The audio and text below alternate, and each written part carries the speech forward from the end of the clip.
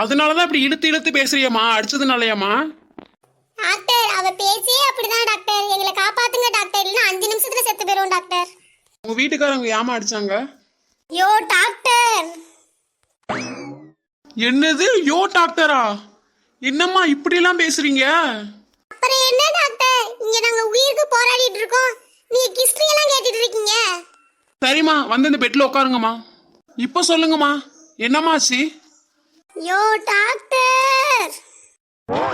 இல்லம்மா, நான் என்ன கேட்க வரேன்னா, உங்களுக்கு என்ன ஆச்சுமா? ரோசி மலையம்மா, என்னை கரெக்டான ஹாஸ்பிட்டலுக்கு தான் அழைச்சிட்டு வந்தியா இல்லையாடி? நான் கரெக்டான ஹாஸ்பிட்டலுக்கு தாண்டி அழைச்சிட்டு வந்தேன், ஆனா டாக்டர் தாண்டி இங்க தப்பா இருக்காரு. இல்லம்மா நான் தாம்மா டாக்டர். சொல்லுங்கம்மா. வளவலன்னு பேசாம எங்களை எப்படியாவது காப்பாத்துங்க டாக்டர். ஓகேம்மா, உங்க கஷ்டம் எனக்கு புரியுதுமா.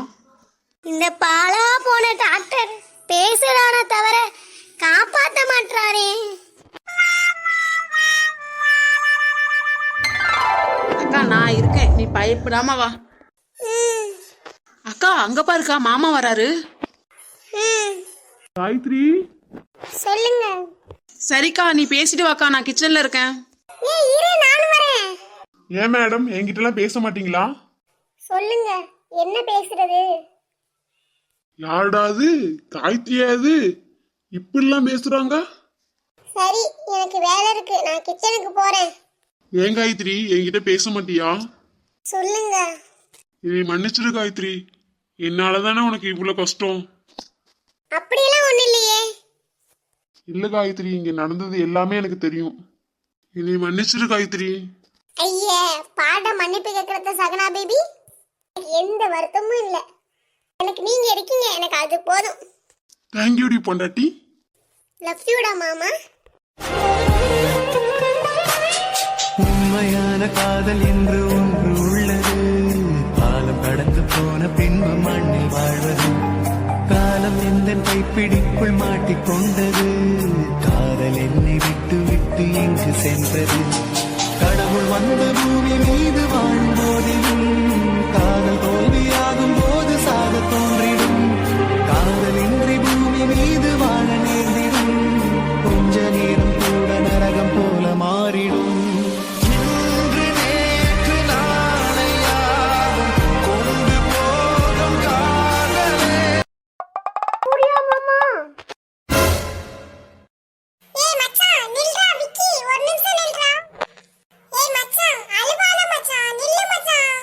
இப்படி நடக்கும்னு நான் கொஞ்சம் கூட எதிர்பார்க்கல மச்சான்.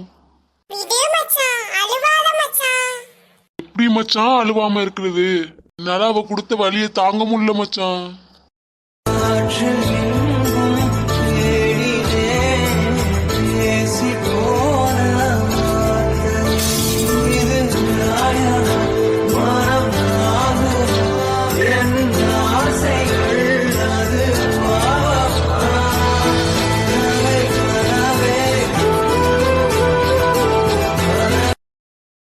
விக்கி, உங்ககிட்ட நான் கொஞ்சம் பேசணும்.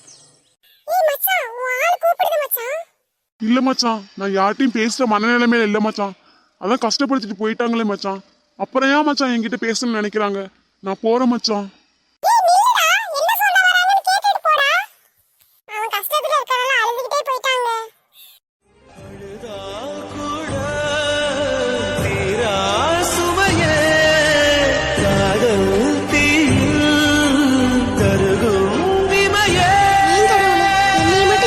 சோதிக்கிறீங்க.